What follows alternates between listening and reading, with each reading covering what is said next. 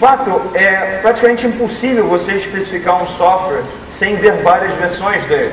Felizmente, o mundo ágil está cada vez lidando melhor com essa questão, na medida em que traz essas versões o mais cedo possível para as pessoas verem. Mas, tradicionalmente, essa maneira de, olha, vem aqui uma especificação, sai software do outro lado, e a gente tem essa expectativa de que é possível criar um documento de especificação, ir no mercado e tentar comprar software com modelos de contrato em que está tudo lá na especificação.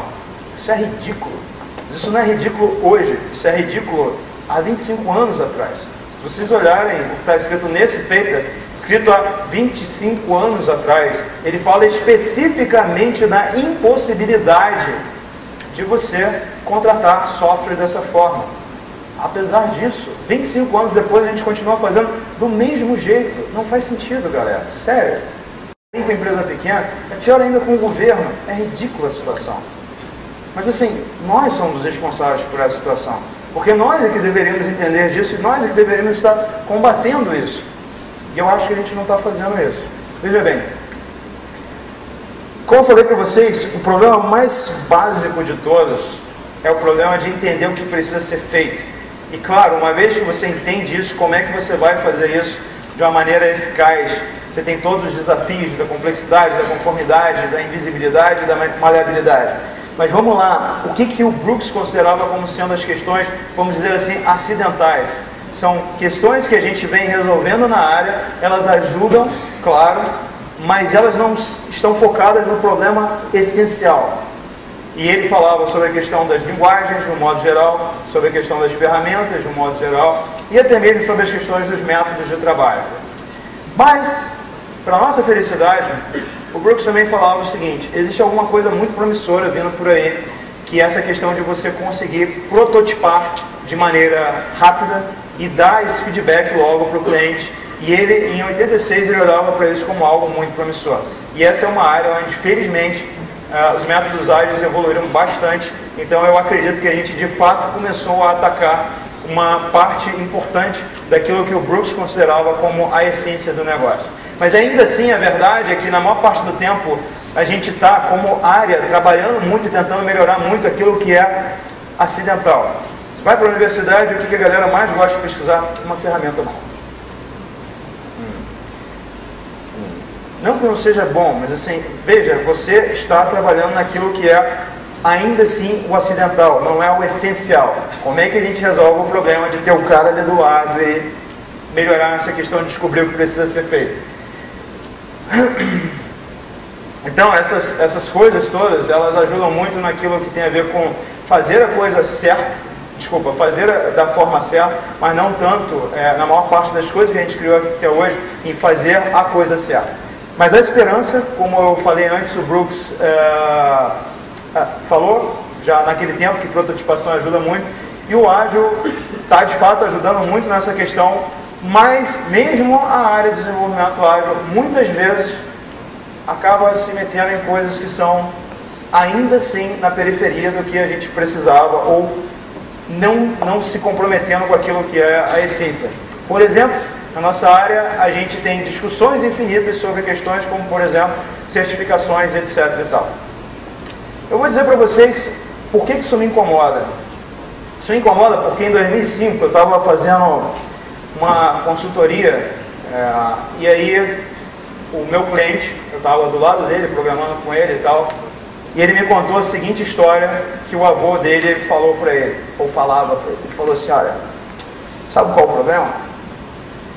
Quem sabe faz, quem não sabe ensina. Rapaz, eu fiquei assim, nem vocês agora. Isso não digeriu bem não, entendeu? Até hoje isso está engasgado aqui, ó. 2005 esse negócio ainda está aqui assim. Sabe por que está engasgado? Porque o ponto que ele tentou colocar, e eu não estou dizendo que eu defendo exatamente esse ponto, ou que eu estou de acordo com ele, mas no fundo a ideia era essa aqui, olha.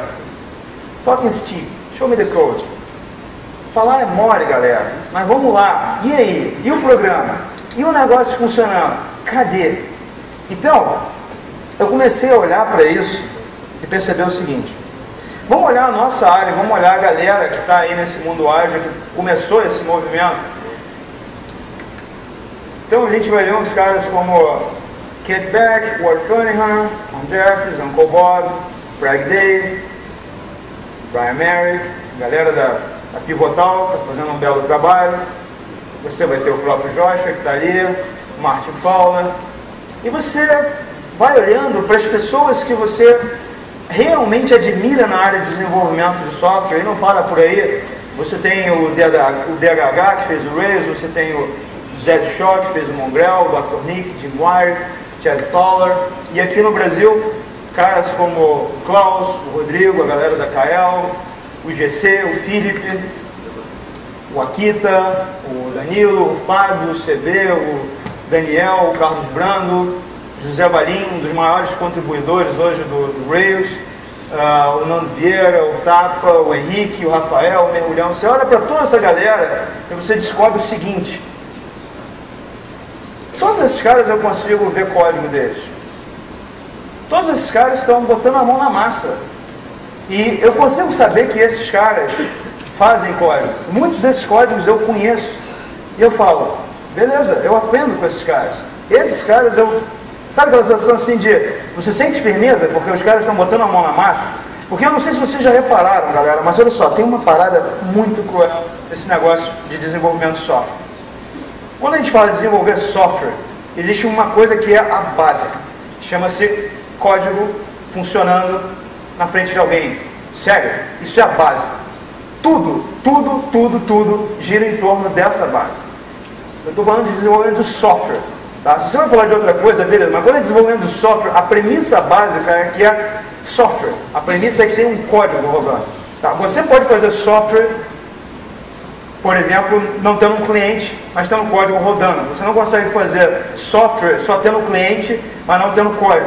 Entende o que eu quero dizer? Tem alguma coisa básica que você não pode tirar, que é o código rodando. Então, assim, a nossa responsabilidade, no final das contas, é fazer código. Quer queira, quer não, a base é código. Tudo gira em torno desse probleminha chato que é fazer código. E assim, o que é interessante sobre essa galera é que você vê esses caras fazem código. Então assim, se esses caras chegassem para mim e falassem, olha, eu vou certificar vocês, eu vou falar, ok, talvez eu possa seguir, porque esses caras todos fazem código, eles provavelmente sabem do que eles estão falando. E aí me vem a seguinte questão: quem está certificando vocês hoje em dia? Vocês conhecem o código? O meu ponto é o seguinte: quem certifica vocês hoje em dia são as pessoas que vocês veem envolvidas em, pelo menos, entender como se faz código. Porque é complicado, assim, não tem problema que alguém venha me ensinar alguma coisa e até não programa e tal, não sei o quê. Mas existe um problema quando a forma de passar essa questão faz com que eu possa ter a sensação de que isso daqui é uma referência. O problema de uma certificação é que, quer queira, quer não, vocês começam a ver, ou muitas pessoas no mercado começam a ver, independente de estar certo ou errado, elas começam a ver aquilo como referência. E isso é complicado. Porque para começo de conversa, se você quer ser a referência, para começo de conversa eu preciso saber se você faz software. Se você é a referência na área de software, você faz software, você codifica, no mínimo, é o mínimo. E não me parece que isso seja tanto o que a gente vê por aí. E aí, isso acaba, todo esse movimento de, não só de certificação, mas de, inclusive, péssima aplicação às vezes, de coisas como o XP e tudo isso que está no movimento ágil, de não entender que isso é um conjunto de ferramentas, isso não é o fim em si. O nosso fim é colocar software bacana, funcionando na mão das pessoas para elas serem felizes, como o Joshua levantou ontem. Esse é o nosso propósito. Mas quando a gente começa a colocar o próprio ágil como sendo um fim em si, a gente começa a ver manifestações como essa aqui. Vocês talvez conheçam The Motherfucking Manifesto for Programming Motherfuckers. O que é isso aqui? Se vocês não já viram esse site, esse aqui é um site feito por Zed Shaw, dizendo basicamente o seguinte: galera, não enche o meu saco, tá? Eu sou programador, eu faço software, vocês estão aí, ó, cheio de papo furado, e eu estou aqui fazendo software. Não vem dizer para mim, impor que eu tenho que fazer programação em par e que eu não posso mais trabalhar sozinho. Galera, eu sou programador, eu estou fazendo software. Veja, eu não estou defendendo o ponto de vista do Zed. O Zed, na verdade, é um tremendo de um desenvolvedor. E a manifestação que ele fez aqui, e ele vive fazendo manifestações controversas como essa, ela é uma manifestação extremamente válida para fazer a gente parar e pensar. Galera, qual é o nosso foco? Quer queira, quer não, é fazer software. O resto a gente precisa entender que é um conjunto de ferramental. Mas a grande questão na certificação é que vocês, quando levam isso ao mercado, muitas vezes vocês levam uma mensagem que é usada de uma forma muito ruim, quer queira, quer não. Vou explicar por quê. Vamos pegar um exemplo, tá? Eu não quero pegar no pé de ninguém, mas vamos pegar esse exemplo porque ele é um exemplo importante. Quando você usa as 3 palavras a seguir, você causa uma expectativa nas pessoas. Eu vou falar as palavras. Certified, Scrum, Master. Qual é o problema dessas 3 palavras? 2 delas são particularmente críticas. Primeira, você é um Certified. Segundo, você é um Master. Meu amigo, você é Yoda. Na boa. Porque você não é só Certified, que já seria uma parada foda. Você é Yoda. Porque você é Certified e você é Master. Você pega uma pessoa que não estudou a fundo o que é isso, e a mensagem que você está dando para a pessoa é: eu sou Yoda. Não importa se você esteve lá dormindo na aula, se você esteve vendo e-mail, você é Yoda, pô. Isso é um problema de comunicação. E a nossa área lida com comunicação o tempo todo. Isso é um problema. Então, qual é a ideia? Bom, Vinícius, você veio aqui, está trolando geral, certo? O que você tem a sugerir? A primeira sugestão que eu tenho para você é o seguinte: para tudo, cara. Sério, se você está fazendo software, escreve mais código nem eu não. Sabe por quê? Porque muito ajuda quem não atrapalha. Se você está escrevendo código, provavelmente você está fazendo merda. Assim, para, tá? A gente está num ritmo assim, desesperado. Meu amigo, tu está correndo igual um louco no precipício, para essa situação em que nós, como população, estamos cada vez mais afetados por um monte de software que não funciona. Então, vamos pensar só um pouquinho. Vamos lá. Primeiro, o que a gente deveria focar? Eu acho que o Jorge ontem foi perfeito. A gente tinha que focar nisso. Felicidade. Quem usa o nosso sistema, ele tem que estar feliz. Ele tem que estar feliz com aquilo que ele está usando. A gente tem que levar isso para a população.